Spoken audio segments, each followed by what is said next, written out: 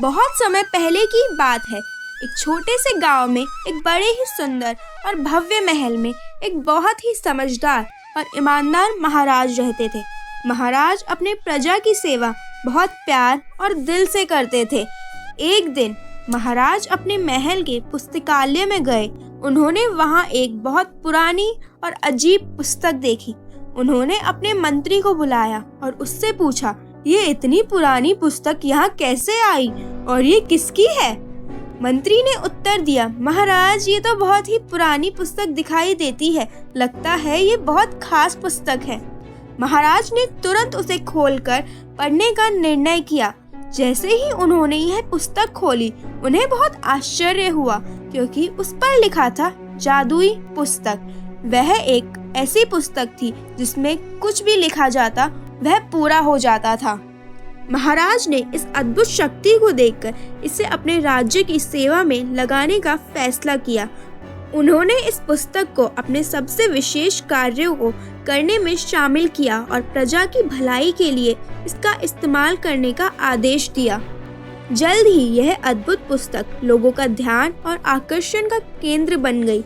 एक दिन गांव के एक गरीब लड़के हीरालाल ने महाराज से इस पुस्तक को देने की विनती की और महाराज को बताया कि वह पुस्तक उसके दादाजी की है, जिसे उन्होंने अपनी सिद्धियों से हासिल किया था। उसने महाराज को एक पत्र भी दिखाया जिसमें इस बात का प्रमाण था कि वह पुस्तक उसके दादाजी की है। महाराज ने हीरालाल को वह जादुई पुस्तक दे दी और कहा, ध्यान से इसका इस्तेमाल करना, जो भी आप लिखेंगे वह सच हो जाएगा। हीरालाल ने पुस्तक का प्रयोग करने का निर्णय किया। उसने अपनी मनोकामनाओं को पूरा करने की कोशिश की और पुस्तक में लिखा, मेरा एक सबसे सुंदर और भव्य घर बनाने का सपना है। अचानक उसके सामने एक भव्य घर बन गया। हीरालाल को इस आश्चर्यजनक शक्ति पर विश्वास नहीं हो रहा था। वह उसे और भी कामों में इस्तेमाल करने का निर्णय लिया। उसने सोचा, मैं इस जादुई पुस्तक का इस्तेमाल लोगों की भलाई के लिए करूंगा। एक दिन गांव में भयानक डाकुओं का हमला हुआ। वे महाराज के महल पर हमला करने आ रहे थे।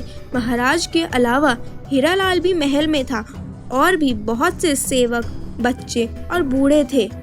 हीरालाल ने भयानक हमले से बचाव के लिए तत्परता से बुक में लिखा, हम सबकी सुरक्षा के लिए तत्परता से समस्या का हल निकालो, और पुस्तक ने तत्परता से हमले का समाधान कर दिया। महाराज ने इस अद्भुत घटना को देखकर हीरालाल को सम्मानित किया क्योंकि उसने अपनी समझदारी का प्रदर्शन किया और जादुई पुस्तक का सही इस्तेमाल किया। हीरालाल ने सबको सिखाया कि इस शक्ति का इस्तेमाल सिर्फ भलाई के लिए करना चाहिए और समस्याओं का समाधान करना ही सच्चे इंसान की पहचान है।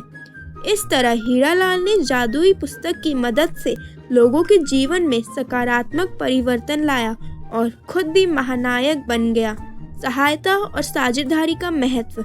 हीरालाल ने जादुई पुस्तक की शक्ति को पहचाना और इसे समाज के भले के लिए प्रयोग किया।